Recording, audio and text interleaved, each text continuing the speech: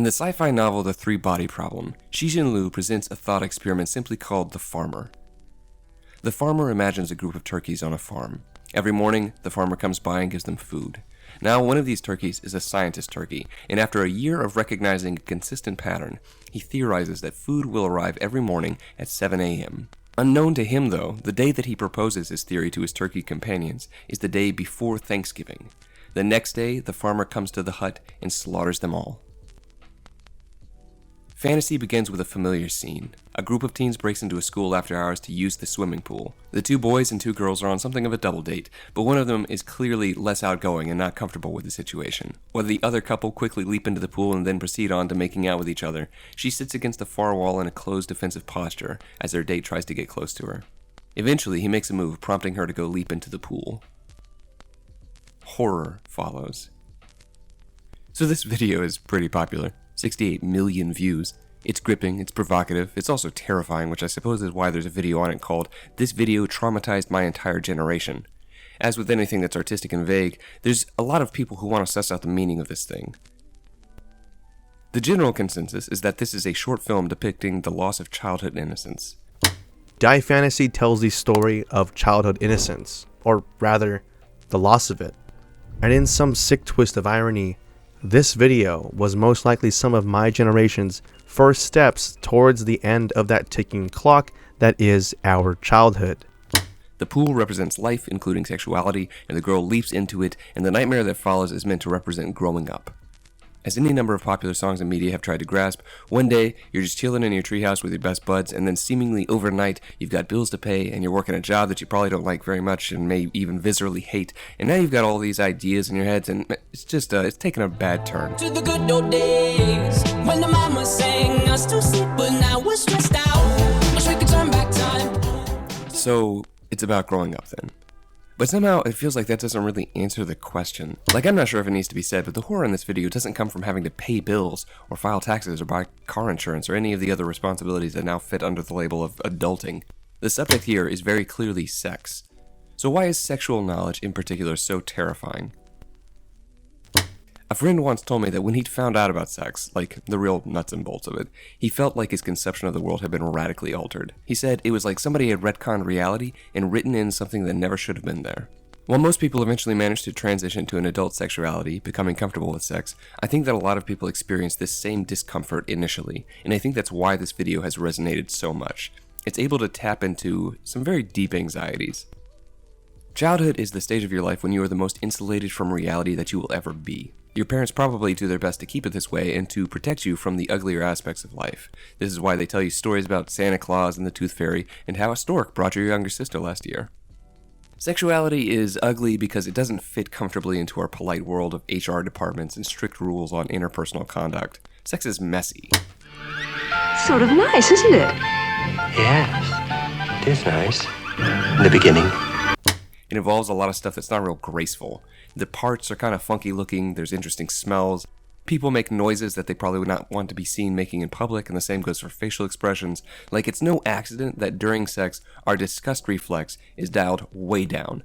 And all that stuff is kind of awkward and amusing, but what makes it frightening is that our sexuality, in certain ways, puts us outside of our own control. We're aware of not having full autonomy over our own bodies. Now, obviously, our bodies do a lot of stuff that we don't consciously choose, digestion, blood circulation, and so on, but all that stuff is directly related to our survival. Like, I don't care that I'm not in control of my heart-pumping blood, because we're on the same page, part of the same program. That's basically just good delegation. But sex is different. The physical changes that accompany puberty, the hormones, the overpowering lust, all of it points to the fact that our bodies are doing something that we never asked for, and that we, whatever we are simply along for the ride.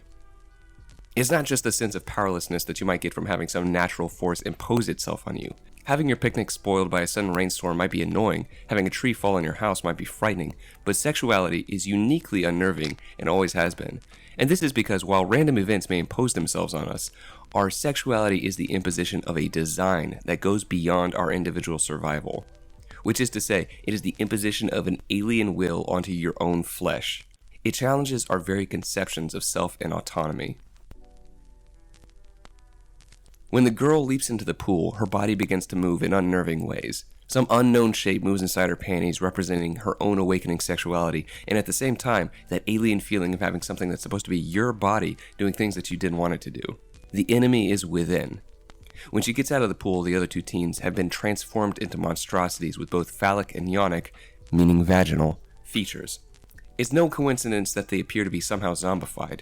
The zombie represents the horror of the human form that has been divorced from the human spirit. It represents the lurking alienation between our consciousness and our bodies. The zombies then attack the other boy, but in a way that blurs the lines between violence and sexuality.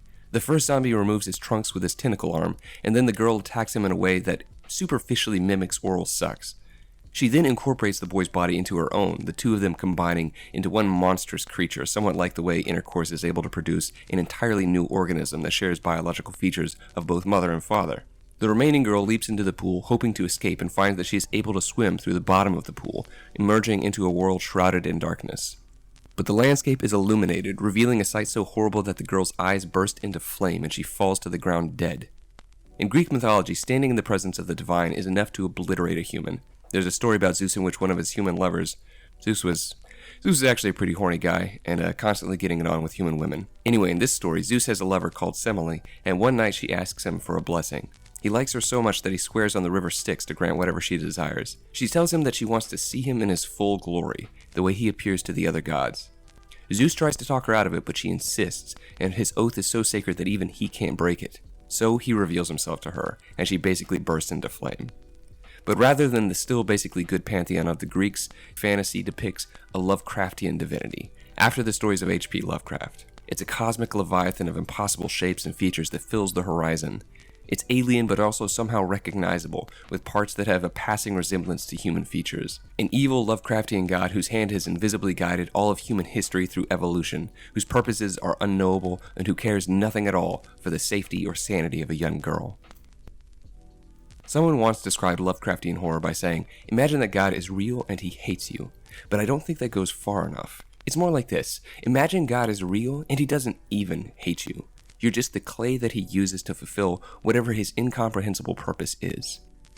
This is the real terror that fantasy is trying to evoke. Far from simply being an edgy little allegory for the process of growing up and surviving puberty, fantasy does a pretty damn good job of giving the audience a taste of existential dread and forcing us to ask the question, what if our instincts are false teachers? What if, like the turkeys in the thought experiment, we are leading ourselves to the slaughter?